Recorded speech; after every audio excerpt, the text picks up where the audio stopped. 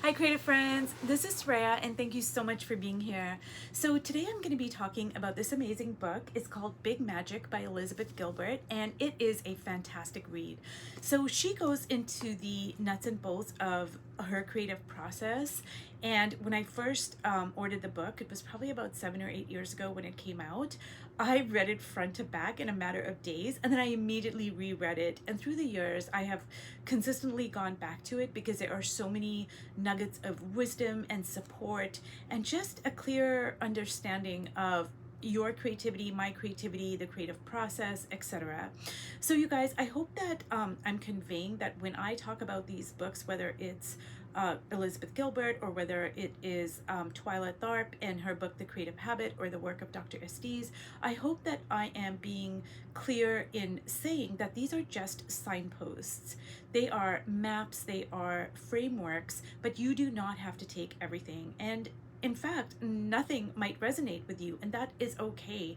But something might resonate with you, or you might have to modify something, or you might reject something, but it might be a jumping off point for you to look at look at I guess a part of your creative process in a different way. So just take what you will, and it's going to be different for everybody because everybody does have a different creative process. And what might work for you today may be different 6 months from now. So what I'm going to do is I'm going to go over each of her chapters, and I'm going to try not to ramble on incessantly, but I am going to try to make my main points. So the very first thing she talks about is courage. Courage, courage, courage. And I totally agree with this. I don't think this gets talked about enough in the creative life, in the creative process. But yes, living a life of creativity requires a lot of courage, because a lot of times society might say that, yeah, sure, they value creativity, but maybe they only value creativity if you write a book and it ends up on the New York Times bestsellers list. But do they support you in your creativity in those quiet moments, in those dull moments, in the everyday monotony of it? No. History will show that a lot of times, and this is cross-culturally throughout history, people who are creative have faced a lot of obstacles. Like, I mean, the whole the history books are just dotted with artists who were called crazy, or writers, or I mean, all sorts of creative people. So yes, living the creative life requires a lot of courage, and never is this more true than when it comes to women, because in a lot of cultures, women are not allowed to be creative. Like, I'm going to talk about, say, in Indian culture, for instance, but this is true of many cultures. Sure, there are some aspects of the creative life that women are allowed into, and one of them is classical dancing. But if you are going to be an artist or a writer, those are considered to be very dangerous professions for women, and you can actually be killed for doing those kinds of things. So yeah, it requires a lot of courage to be creative. And take I'll use Van Gogh as an example, and this is just one example, but look at all that he was facing in his life. He was facing mental illness, poverty, a whole slew of things, and yet he remained steadfast to his craft throughout it all. So yes, that required a lot of courage. So if you are on this creative path, give yourself a standing ovation for being courageous, because yes, it does require courage. It's not for the faint of heart. Now, the second thing she talks about is enchantment, and enchantment is basically um, it's the spark that lights the idea up. So enchantment is the heart. It's where you put your heart into it.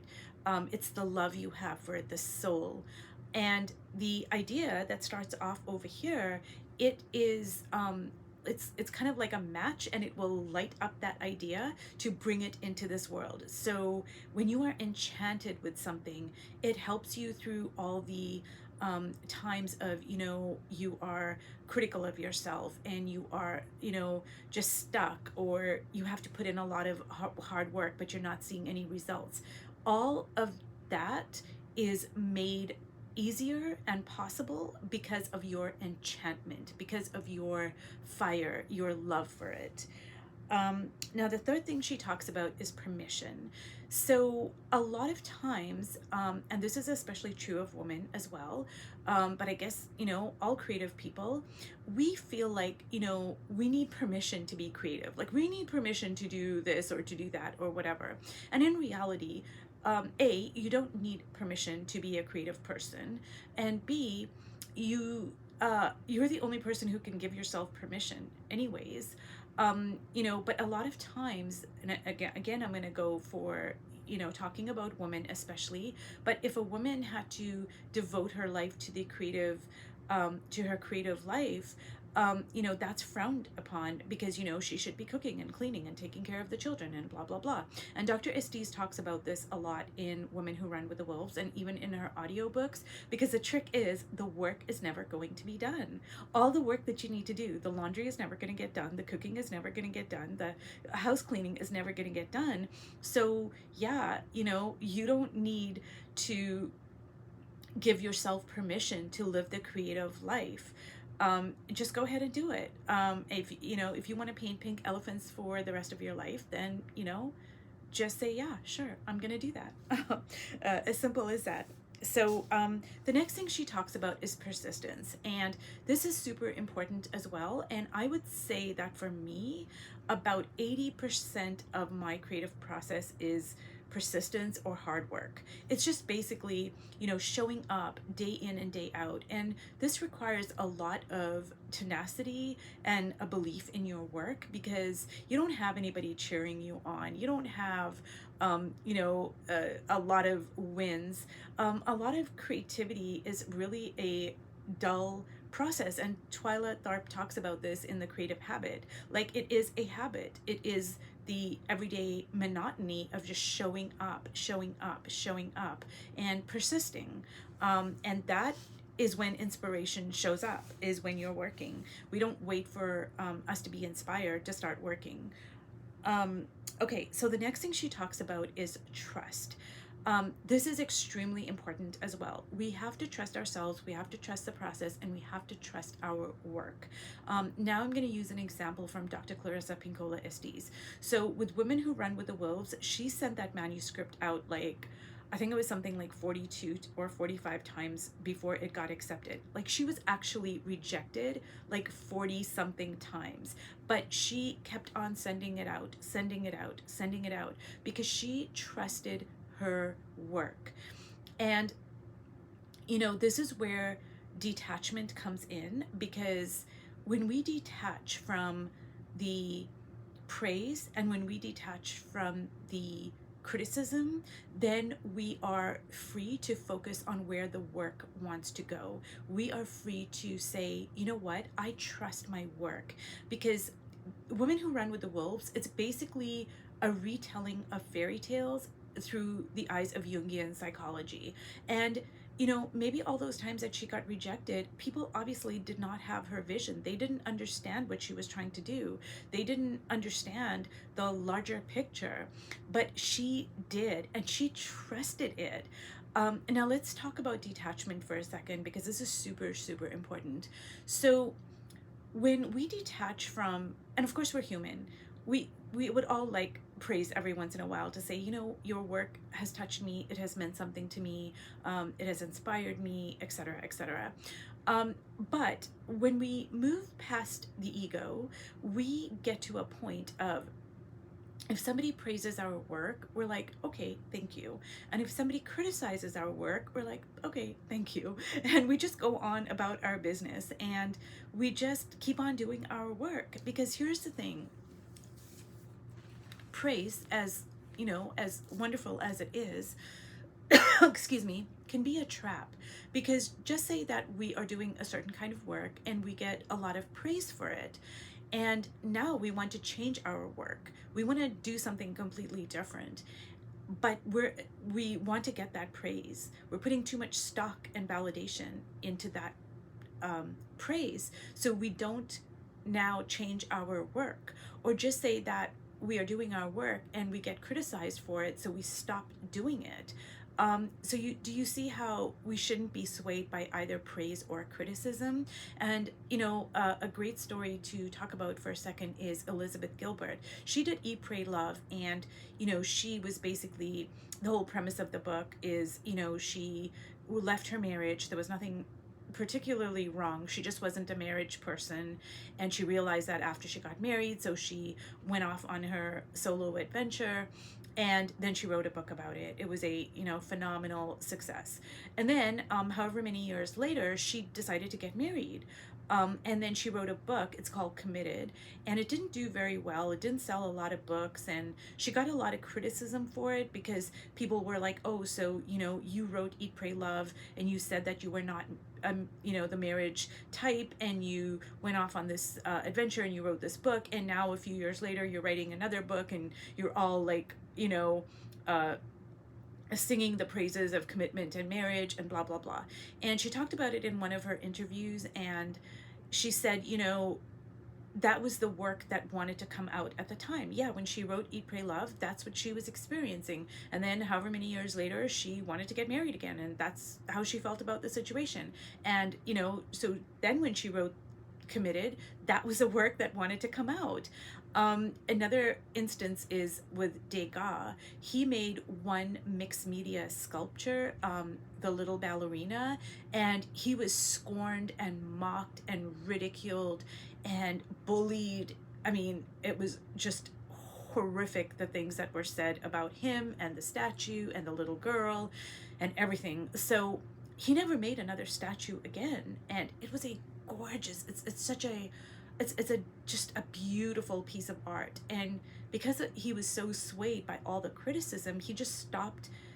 That was it. That was the only statue he ever made. So when we trust our art, we are not swayed by either praise or criticism. And so detachment is a really useful tool in our creativity toolbox, I guess you could say. And the last thing she talks about is divinity. Now, I'm not going to go too much into this because, this is very personal. And plus, there are lots of creators who are agnostic, they're atheist. And even if somebody is spiritual, I just think it's a very personal kind of a thing.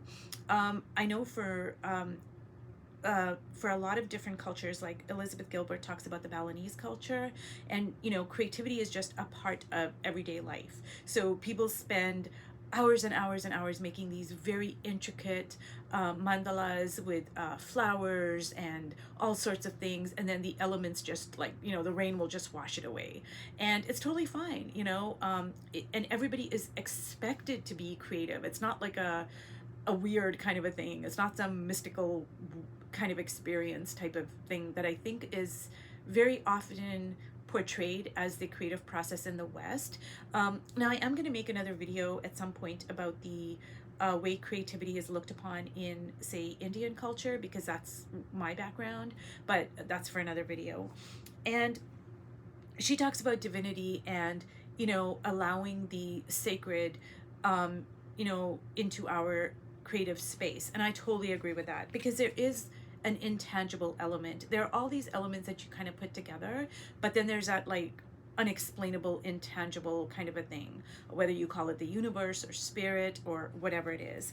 And actually, the word inspiration comes from the Latin word inspiritus, and I got this from the work of Dr. Carolyn Mace. And inspiritus basically means to be in spirit, and that's where the word inspiration actually comes from. So I just think that's very telling. So anyways, what I'm going to do is I'm just going to read the back. She wrote a little blurb on the back here, and I think it's just such a great way to describe the creative life and the creative process. Creativity is sacred, and it is not sacred.